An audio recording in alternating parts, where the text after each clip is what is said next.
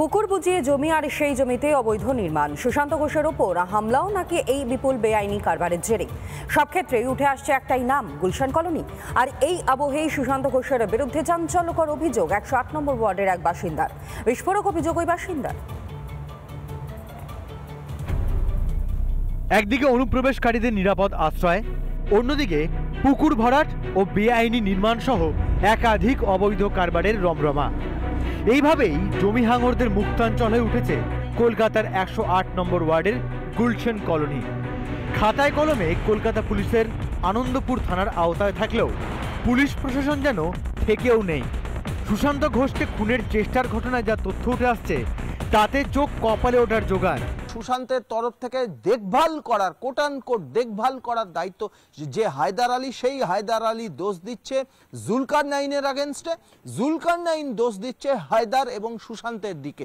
এই টানাপোড়েনের মাঝে এই গুলশান কলোনি একের পর এক বলতে গেলে বেআইনি বাড়ির রমরমা হয়ে উঠেছে। সরকারি জলাজমিও সেখানে বুঝিয়ে ফেলা হচ্ছে, এমনটা অভিযোগ রয়েছে। সুশান্ত ঘোষকে খুনের চেষ্টায় নেপথ্যে যে অন্য গল্প আছে, কসবা এলাকায় কান পাতলেই সেই গুঞ্জন শোনা যাচ্ছে। সুশান্ত নিজেও ধোয়া তুলসী পাতা নন বলে অভিযোগ তারই ওয়ার্ডের এক বাসিন্দার। হয় দীর্ঘদিন পুকুর চাষ হয়, ক্লাবের সংস্কারও হয় ওইসব জিনিস দিয়ে, ঠিক আছে। তো সব মিথ্যা বলছে। কে যে মাথা হয়ে বসে আছে, যাকে মারতে গেছিল, যা বলছে এই মিডিয়ার সামনে যা বলছে সব ঢপ, পুরো ফেক, পুরো ফেক। হায়দার আলী ওকে দিয়ে তোলাবাজি শুরু, কয়েকশো কোটি টাকা কামে। চাচা ইনলিগাল ভাবে 25 বিঘা জায়গা নিয়ে রেখেছে। এমন অ্যাটিটিউড নিয়ে বেড়ায় যে উনি ভগবান, এরা মনে করে। জমি দখলের রাজনীতি নিয়ে শাসক বিরোধী আকচাকচিও থেমে নেই। দেখুন, এই রাজ্যে শাসক দল রাজনীতির মানে বোঝে ব্যবসা। হেন কোনো জায়গা নেই যেখান থেকে অর্থ রোজগার করা যেতে পারে। তৃণমূল তার সমস্তটাই চেষ্টা করছে। বাংলায় 34 বছরের বাম জামানায় যেভাবে পুকুর ভরাট বা বেআইনি জমি দখলের কাণ্ড কারখানা ঘটত, এই সরকার আসার পর আমাদের আমলে সেটা যথেষ্ট নিয়ন্ত্রিত হয়েছে এবং কোথাও এই ধরনের খবর পেলে আমাদের সরকার এবং প্রশাসন যুদ্ধকালীন তৎপরতায় ব্যবস্থা নেয়। বিঘের পর বিঘে জলাজমি ইতিমধ্যে চলে গিয়েছে জমি হাঙরদের পেটে। যেদিকে চোখ যায় সেদিকেই বেআইনি নির্মাণ। ছবি সামনে আসতেই দায় ঝাড়ার পালা জনপ্রতিনিধিদের মধ্যে। কিন্তু পুলিশ প্রশাসন তৎপর নয় কেন? পুলিশের ওপরেও কি বিষয়টি চেপে যাওয়ার নির্দেশ আছে? রিপাবলিক বাংলা।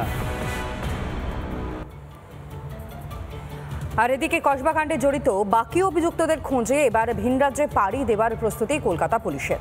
তদন্তে বিহারের পাপ্পু গ্যাং নিয়ে উঠে আসছে একের পর এক চাঞ্চল্যকর তথ্য। আর এসবের মধ্যেই হামলায় ব্যবহৃত স্কুটি তিলজলা থেকে উদ্ধার করল পুলিশ।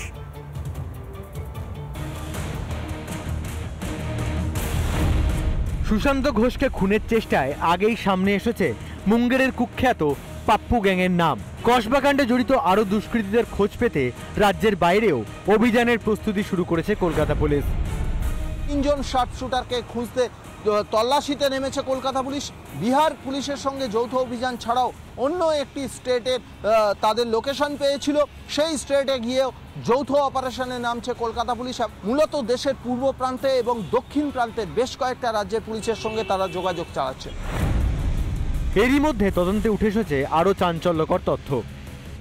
এই গুলজার এবং যুবরাজ, এই দুজনকে জেরা করে যে বিষয়টা উঠে এসেছে, পাপ্পু গ্যাংয়ের শার্প শুটাররা, পাপ্পু চৌধুরী গ্যাংয়ের শার্প শুটাররা নিজেদের মধ্যে নাম্বারগুলো মহিলাদের নামে সেভ করে রাখত। আর যে 3 জন শার্প শুটারের সঙ্গে যোগাযোগ করেছিল তাদের নামও কিন্তু এই মহিলাদের নামে সেভ ছিল।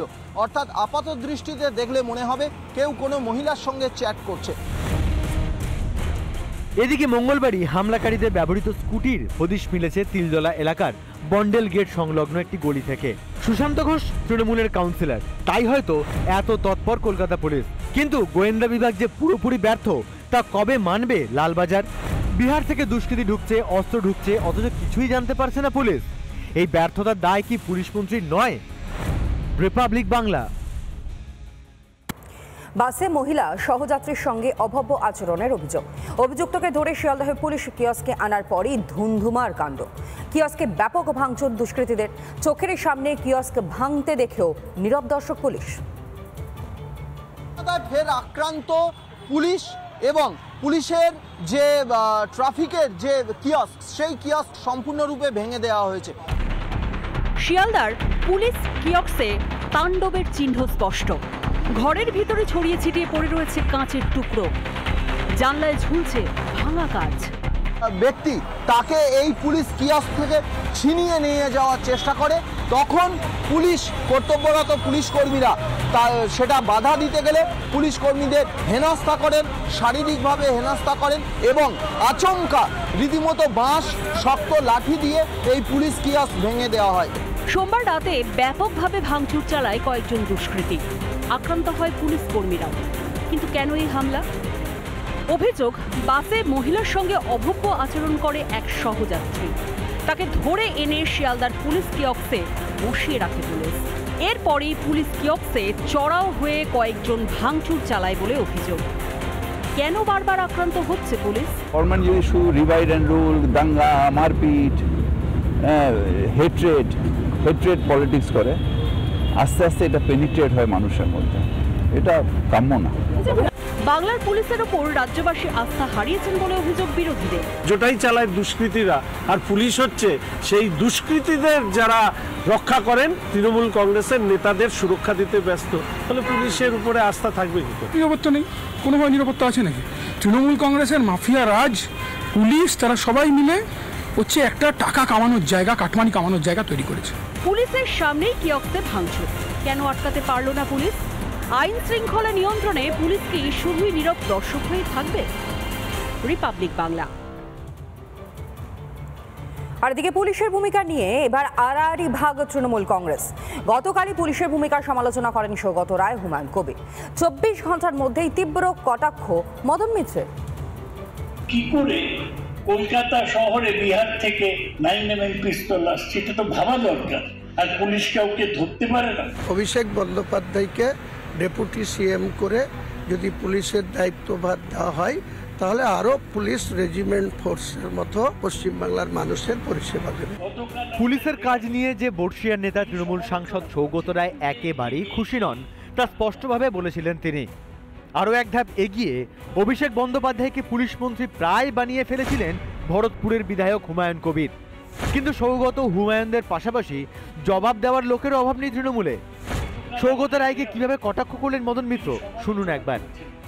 সৌগত এখন দ্রোণাচার্য পিতামহ ভীষ্ম লেভেলে চলে গেছে, তাকে তো আমার মেনে চলতেই হবে। কলকাতা পুলিশের ওভারলোডেড, আমার মনে হয় যে ইন্টেলিজেন্সে আরো লোক বাড়ালে ভালো হয়।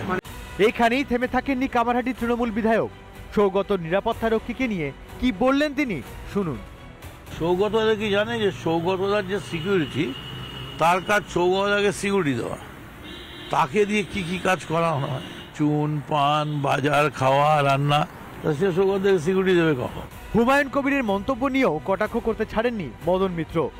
কে মুখ্যমন্ত্রী হবে, কে স্বরাষ্ট্রমন্ত্রী হবে, আমার মনে হয় সে জানে না যে এটা আমাদের জুরিডিকশনে পড়ে না।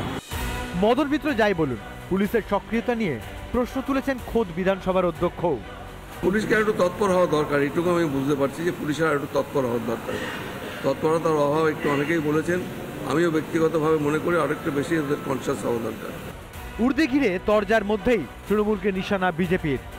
আভ্যন্তরীণ দ্বন্দ্ব না বাহ্যিক দ্বন্দ্ব, এসব গুরুত্ব না দিয়ে রাজ্যের সামগ্রিক উন্নয়নের প্রশ্নে এই দলটার বিসর্জন হওয়া উচিত। ফলে তাদের আভ্যন্তরীণ হোক আর বাহ্যিক হোক, দ্বন্দ্ব নিয়ে মানুষের প্রশ্ন নেই, প্রশ্ন আছে এই দলটা কবে বিদায় হবে।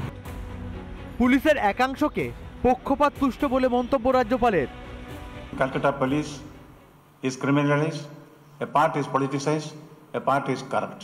This is my observation, and then I cannot blame the entire police force for this. তৃণমূলের অন্দরেই পুলিশ মন্ত্রী বদলের দাবি উঠেছে। পুলিশ মন্ত্রী হিসেবে ব্যর্থ মমতা বন্দ্যোপাধ্যায় মানছেন দলের একাংশই। এরপর কি ব্যর্থতার দায় মাথায় নেবেন মুখ্যমন্ত্রী? রিপাবলিক বাংলা।